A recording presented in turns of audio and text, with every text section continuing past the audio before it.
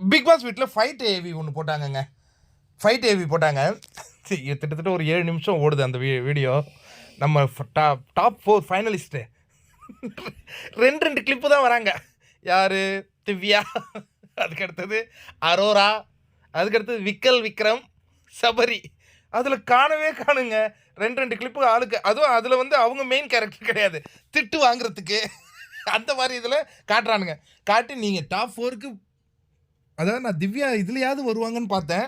திவ்யா ஏன் காட்டலன்னா அவங்கள விட டாமினேட் பண்ணவங்கள தானே காட்ட முடியும். பாரு, கமருதீன், திவாகர், இவங்க 3 பேர் பயங்கரமாக அதில் ஆட்சி செய்கிறாங்க. வழக்கம் போல் கானா வினோத் வந்து அவர் வர போர்ஷன்லாம் பார்த்தீங்கன்னா திவ்யா கூட ஒரு விஷயம், இன்னொன்று வாட்டர்மெலன்னு. ரம்யாவுக்குலாம் நல்ல போர்ஷன்ஸ் கொடுத்துருக்காங்கங்க. அவங்க நிறைய கான்ட்ரிபியூட் பண்ணியிருக்காங்க சண்டை போர்ஷனில். அதுக்கு அடுத்தது பார்த்தீங்கன்னா ஆதிரை கூட இருக்காங்க. இந்த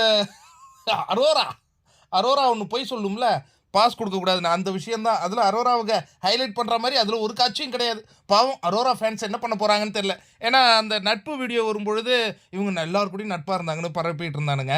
பட் இதில் என்னடா பண்ணுவீங்க? கோவ காட்சியில் ஒரே ஒரு சீன் கூட இல்லையாடா அரோரா. அதுக்கு அரோராவோட 2-3 காட்சியில் இருக்காங்க. பட் விக்ரம் நகைச்சுவையில் தான் நான் இல்லைன்னா கோவத்திலே. நான் இப்போ எதுக்காகடா இந்த வீட்டில் 104 நாள் வாழ்ந்தேன்? அந்த சந்தேகத்திலே அவனை சாவடிச்சுடுவீங்க போல இருக்கு. ஏன்னா வந்தவங்கெல்லாம் நீ வந்து நடிச்சேன்னு சொன்னாங்க.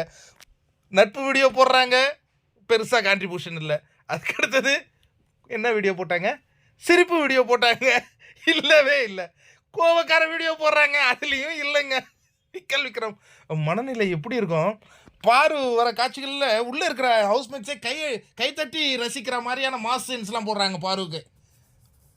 எடிட்டர் பாருவின் ரசிகர் போல இருக்குது. மாஸ் சீன்லாம் உள்ள சுருவி விட்றான். இதெல்லாம் கூட கொடுமை.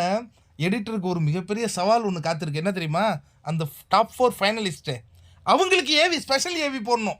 கிட்டத்தட்ட 1/2 மணி நேரம் ஏவி ஓட்டுவாங்கல்ல, அவங்க போய் நின்று அழுது பார்த்து ரசிக்கிற அளவுக்கு 4 பேருக்கும் அவன் ஏவி எடுக்கணும்னா அதுலேயும் பார்வை தான் கூப்பிட்டு வரணும். இவனுங்க என்ன பண்ண போகிறானுங்க தெரியலையே.